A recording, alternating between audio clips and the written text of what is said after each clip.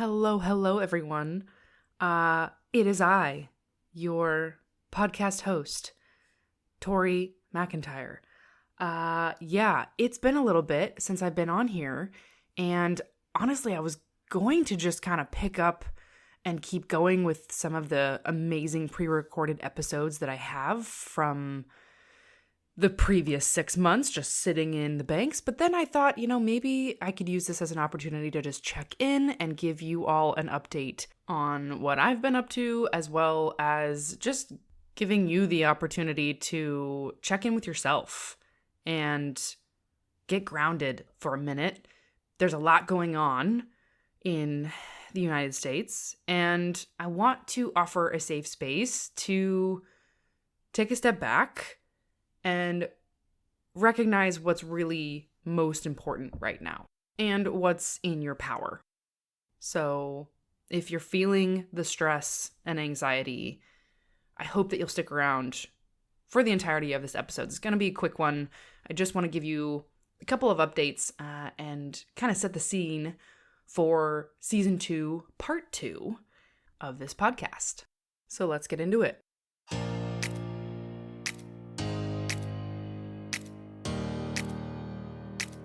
You're listening to Finding Fortitude, a podcast that aims to help former athletes take good care of their minds and bodies through sustainable, evidence-based health habits. I'm your host, Dr. Tori Williams, a physical therapist, coach, and fellow former athlete who is ready to be part of the change in healthcare and who is on a mission to learn and share about all things health and well-being so that you can be equipped with the knowledge and tools to live your best life. As a reminder, nothing shared on this podcast should be considered medical advice. Let's get started.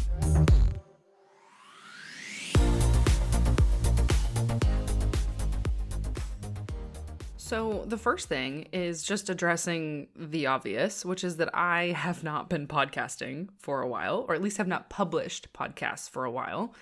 I have been doing interviews for the podcast all along. In fact, like I mentioned previously, I've got some really awesome guest interviews recorded and ready to be edited and published, but I just didn't get around to them. And, to be completely transparent with this, I don't get paid to do this podcast.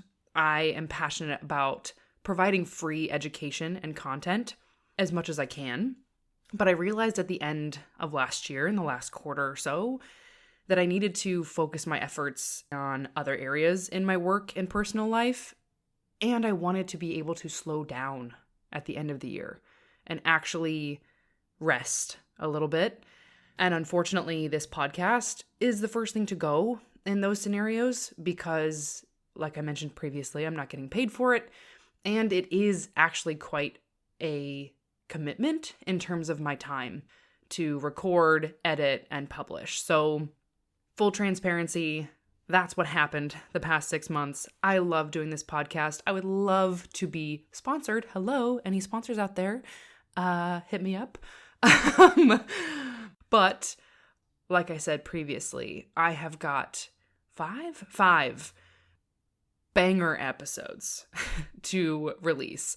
So do not even fret, okay? I've got some great stuff coming your way. I just need to be more realistic about the time commitment, and I sincerely appreciate your patience as I figure out the rhythm of this whole podcasting thing and how to fit it into the rest of my schedule. Also, if you are as detail-oriented as I am, and you just listen to that intro and notice that I still say Dr. Tori Williams, you are correct. My name has changed. I am now Tori McIntyre. So yes, I got married. My name has changed, but the intro is going to stay that way for a little while because for the reasons I just mentioned, it's time consuming and it took me a while to get that intro nailed down. So I will get around to that eventually, but it's not on the top of my priorities list. So if you're listening and you caught on to that, good job, detective. You got me. Hope you can forgive me for not changing that for a little bit. In other news, over the holidays, I ran a really fun self-care challenge called the 12 Days of Wellness. Every day for 12 days, challenge members would receive an email from me with a small mini challenge to take good care of themselves. And these were all things that are backed by research to really promote health and well-being. And the goal was that they were small and bite-sized and easy to implement inside of an already busy schedule. And the coolest part, at least in my opinion, is that we also raised some money for the Loveland Foundation, which is a nonprofit organization that provides mental health resources and access to counseling for Black women and girls. So Fortitude donated a portion of proceeds from the challenge to that organization. And in the future, I do plan to continue to spread the love and choose new organizations to donate to for these challenges. So yeah, the challenge was a hit. I got really good feedback on it, and I had a lot of fun doing it. So I think I'm going to do it again next year, or this year, whatever, you know what I mean. And I've also had people request that I do it another time in the year, like a spring refresh. So we'll see. If you missed out, I will be doing it again, potentially this spring. But if not, at the very minimum, I'll be doing another one this coming holiday season. And I think I will run it a little bit earlier in December than I did last year, just to give everybody, myself included, a little bit more space between the last day of wellness and wrapping up the challenge and, the Christmas holiday. I think I know I saw participation and email opening lower a bit those last couple days, which makes perfect sense. People are busy and traveling and all of the above. So we'll probably run it at the very beginning of December, which means I'll start talking about it before or around Thanksgiving time. So keep an eye out for that if you're interested, and I will definitely let you know if I end up doing one in the spring as well. The other update that I have, which is pretty exciting, is that I just celebrated Fortitude's 4th birthday, which is like totally nuts. And in some ways I can't believe it, but in other ways I can absolutely believe it because it's felt like a lifetime of learnings and lessons.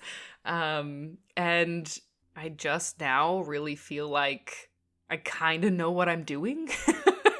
And kinda is probably in bold here because it's ever changing. And, if there's one thing that's been absolutely true that I've been told from the moment I started a business, it's that the businesses that do the best are the ones that continue to change and evolve, especially when you are, strictly online like my business has been.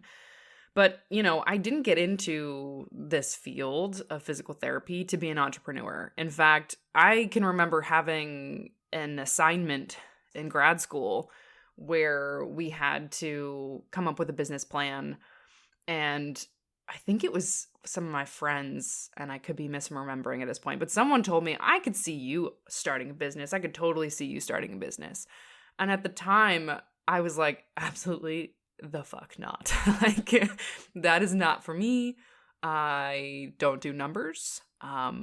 Just kidding. But I really didn't think I would ever start a business. But unfortunately, I kind of felt after almost 2 years, not even quite 2 years in the profession, that it was my only option because I was burning out.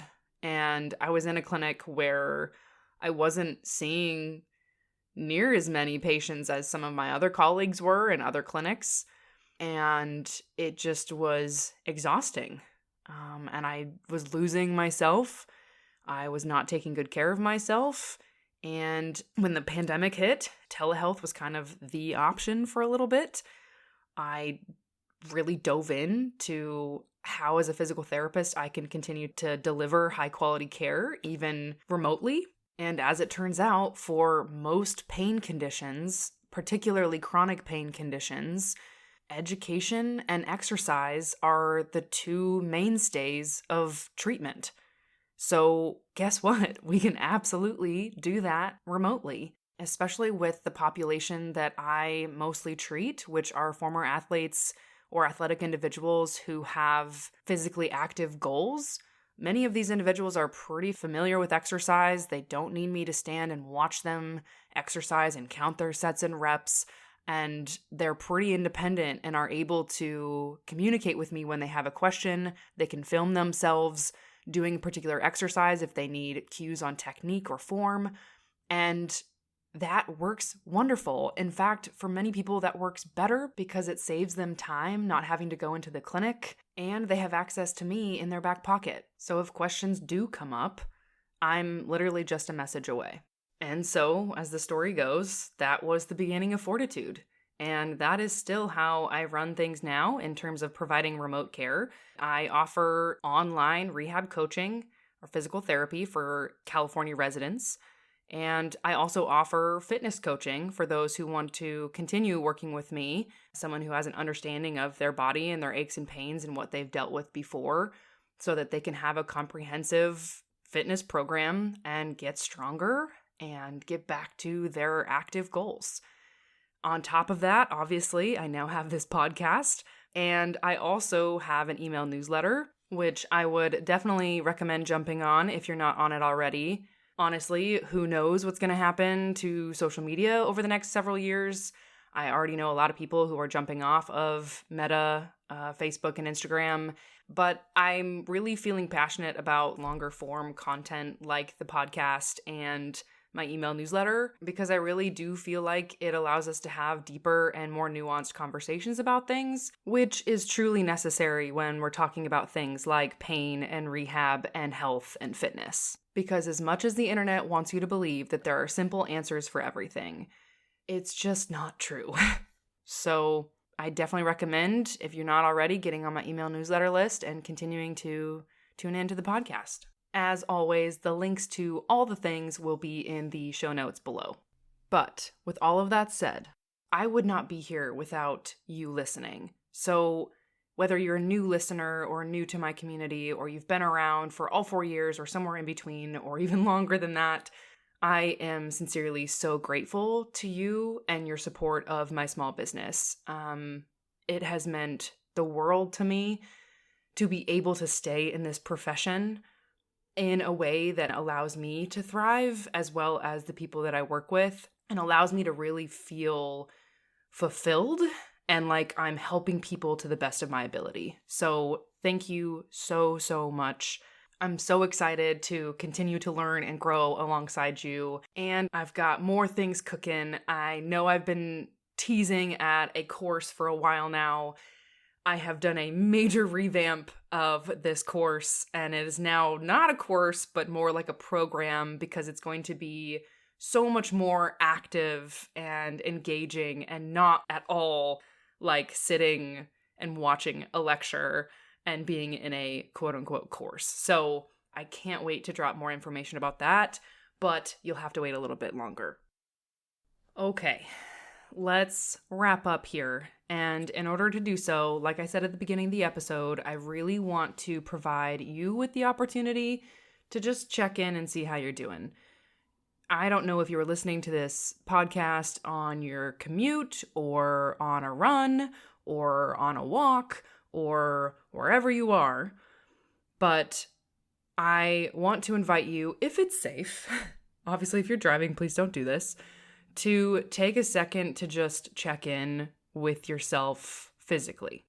When times are rough, and boy are they rough, we as humans tend to hold on to stress and tension in our bodies.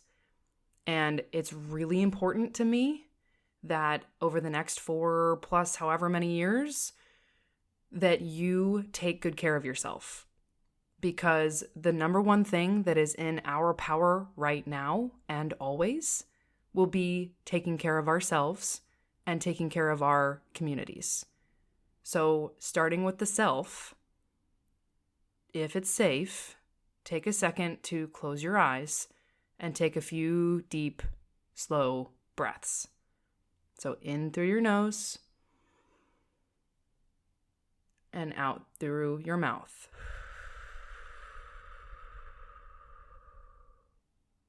Let's go 2 more times. In through your nose,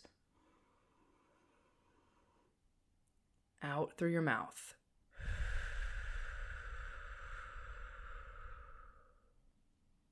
Last time. In through the nose, out through your mouth.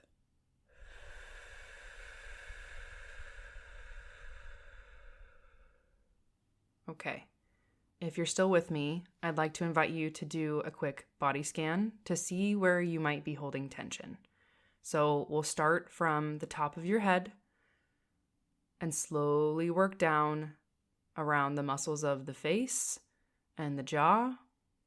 Many of us clench or hold tension in our face and we don't even know it. Now, I'd like you to check in with your neck and your shoulders. See if you can drop your shoulders down away from your ears a bit, even just a little bit.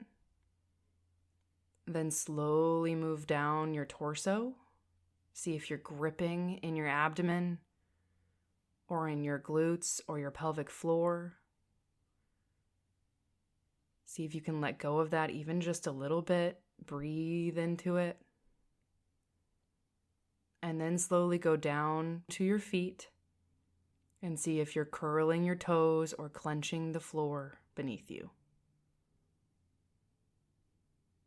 We're doing all of this without judgment, but with self-compassion, understanding that we continue to live in unprecedented times, and your body is just doing what it does to keep you safe. But every once in a while, we need to check in and make sure that it's not overprotecting. Many times, pain that begins as a signal of something going wrong continues because our body becomes overprotective of a certain area. And the breath is one of the most accessible ways that we can interact with that and tell our brain that we're safe and it's okay to let go. Okay? I want you to come back to this practice as often as you need. That took us maybe 2 minutes, but it's so important during these times that you continue to take good care of yourself. And that starts with awareness of what you need. And I will be here in your corner to support you as much as I can. Okay, so I'm going to leave you with this. Thank you again for being here. I really appreciate it. And if you stick around for the rest of season 2, part 2, you will not be disappointed.